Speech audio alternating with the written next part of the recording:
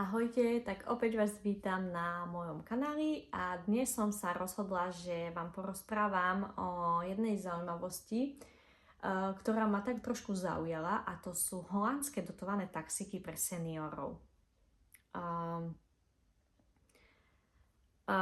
Ja som si to všimla, pretože máme susedu, ktorá je staručka, je chorúčka a stále tu chodí k nám taký Mercedes s nadpisom Regiotaxík Zeeland a chcela som vedieť, čo to je, pretože ono sa to nespráva ako taxík.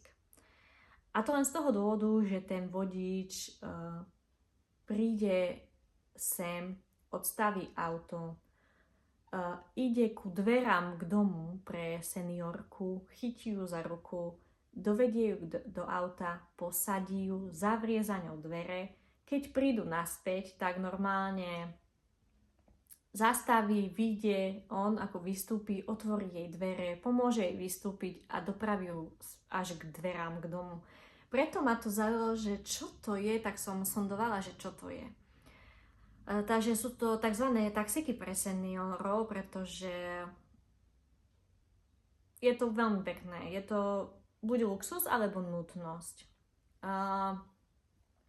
V Holandsku staroba neznamená sedieť doma medzi štyrmi stenami. Štát tu razí filozofiu, že osamelosť je drahšia ako benzín. To je pravda. Oni veľmi radi kecajú.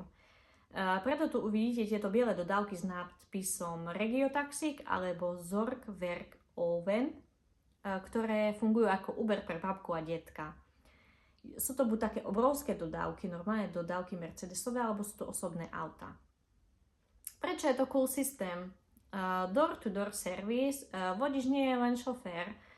Často seniorovi pomôže s kabátom, tak ako ja som to videla, odniesie tašku k dverám a ustí sa, že je v bezpečí.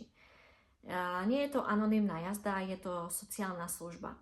Nie je to tak, ako keď vy v Košiciach alebo v Prešove sa idete do taxíka, je to v podstate také, že dobrý deň, poprosím vás k parku a idete, hej. Nie, oni tu normálne akože kecajú veľkom. Ja vidím veľakrát, keď ona vystúpi, že má úsmok o tvári, že kecajú, že sa smejú. On tu aj niekedy aj 5 minút s ňou kecá. Je to úplne v pohode, že neponáhľa sa na ďalšiu jazdu, pretože senior akože počká.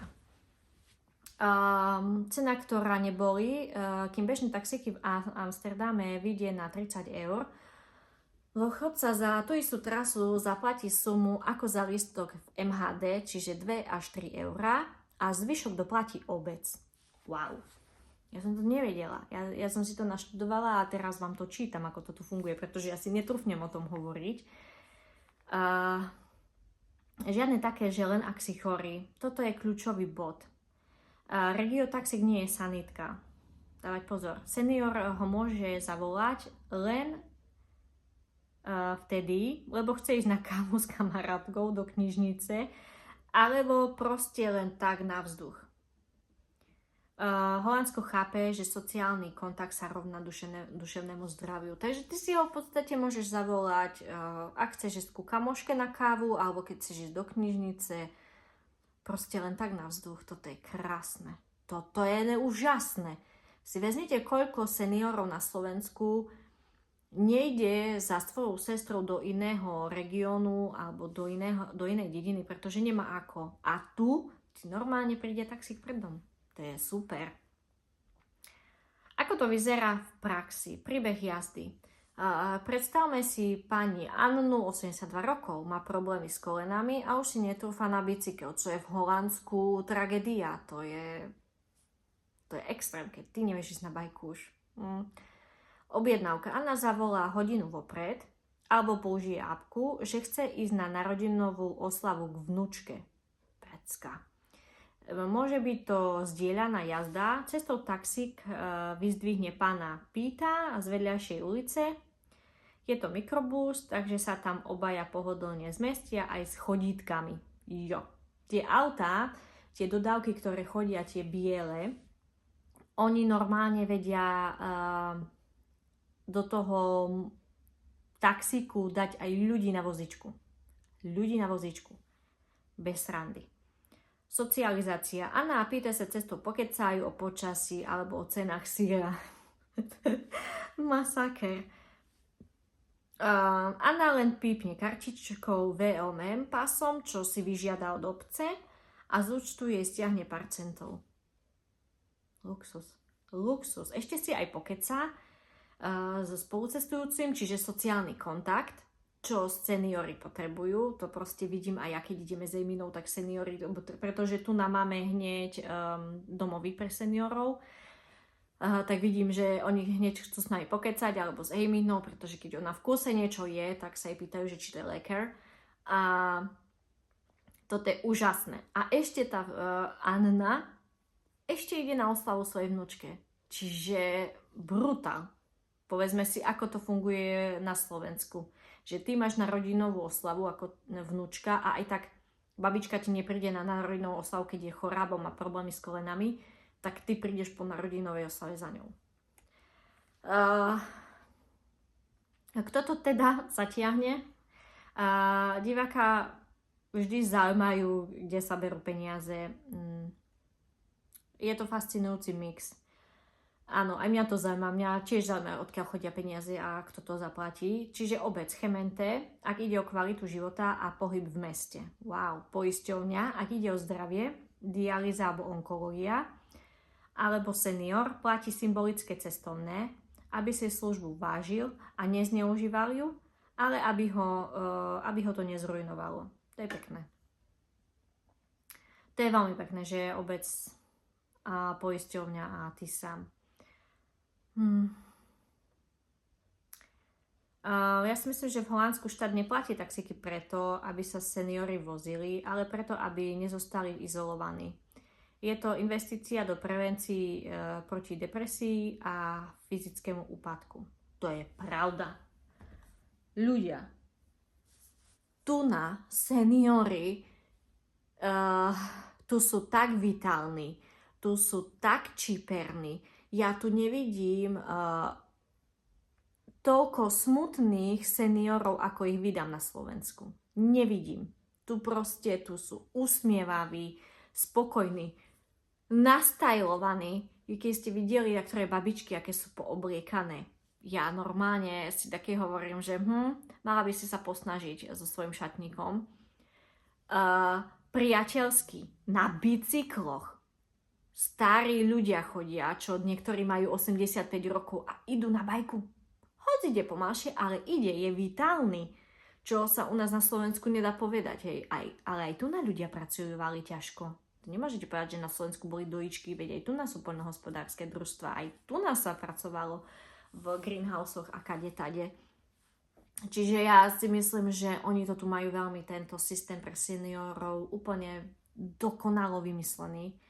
Ja zbožňujem, keď idem po ulici a sa na mňa usmeje senior, ale to je taký úsmev, taký ten priateľský, taký, chápete, taký, že vás to pohľadí na duši, keď sa vám pozdraví chuj morche, chuj mi dách, alebo halo, alebo hoj, proste joj, je to krásne, alebo proste v obchode sa len tak na vás usmejú, hej, úplne v pohode, alebo idete na pokladňu, máte len jednu vec, oni vás ľudia pustia, pretože majú obrovský košík, hej.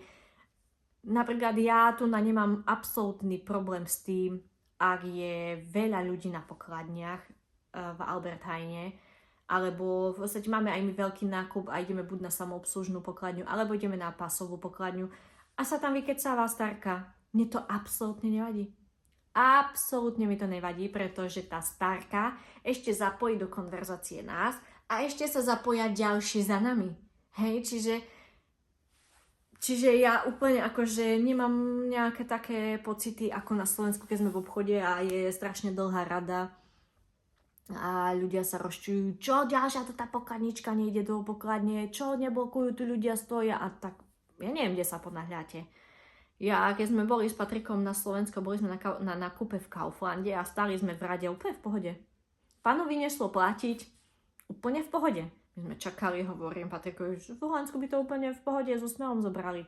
Za nami ľudia, to bolo dačo neskutočné, to oni už pindali. Pána, to čo nevie zaplatiť?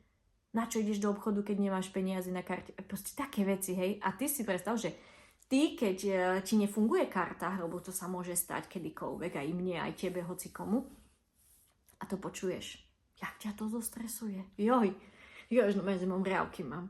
Takže ja si myslím, že na Slovensku by slovenský štát mal trošku popracovať na tom, ako sa správame k seniorom.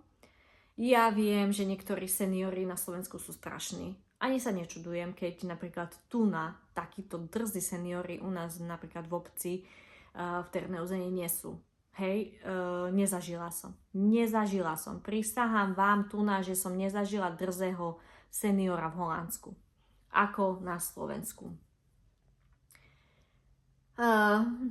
Tu na napríklad ani seniorom nevadí, že sa pes vykaká vo vašej záhrade, hej. Absolútne im to nevadí. Jedine, čo tu vadí seniorom, sú odpadky na zemi, proste neporiadok. To proste viem, to vidím aj keď ideme s Eminou na prechádzku. Vidím niektorých seniorov, že normálne majú sáčok a do toho dávajú smeti, keď sú na prechádzke. To je aj pre nich nejaký taký ten pohyb a tak ďalej. Takže k týmto regiotaxikom pre seniorov dávam veľký palec hore. Je to úžasné. Je to fakt úžasné. Teraz rozmýšľam nad ďalšou témou, že čo by som také rozobrala s vami ohľadom Holandska. Fakt neviem. Neviem. Porozmýšľam, že čo by to malo byť a natočím video. Ja väčšinou čítam informácie z tabletu, za čo sa vám ospravedlňujem, pretože ja nie som ten typ, že by som všetko ovládala, nie som ten typ, že by som sa to učila naspamäť a nechcem vám tu dávať nejaké informácie, ktoré sú klamlivé. Chcem vám dávať aktuálne informácie z roku 2026, porovnávanie z roku 2026 a všetky informácie, ktoré sú dostupné na internete, ktoré sú dostupné na holandských stránkach, ktoré sú dostupné na slovenských stránkach. Takže ospravedlňujem sa, ak vám vadí, že čítam. Tak toto budem fungovať, aby som dávala pravdivé informácie a aby som sa nejak nezdreptala. Mám problém s čítaním, toho som si všimla, pretože vôbec nečítam. Ja už som nečítala 3 roky knihu a musím začať čítať, pretože tu väčšinou v angličtine rozprávam a málo čo sa rozprávam po slovensky s ľuďmi medzi sebou, čiže aj moja slovná zásoba už úplne akože klesá, čo som nikdy s tým taký problém nemala. Dobre, toto bolo video o tých našich dotovaných taxíkoch pre seniorov. Som nadšená. Som nadšená, že toto tak krásne funguje. Ja vám prajem pekný deň a vidíme sa pri ďalšom videu. Dávajte na sa pozor. Dajte odber, like, koment na všetky komentáre, na všetky videá. Zdieľajte môj kanál, hovorte o tomto kanáli a čokoľvek. Dobre? Tak ahojte.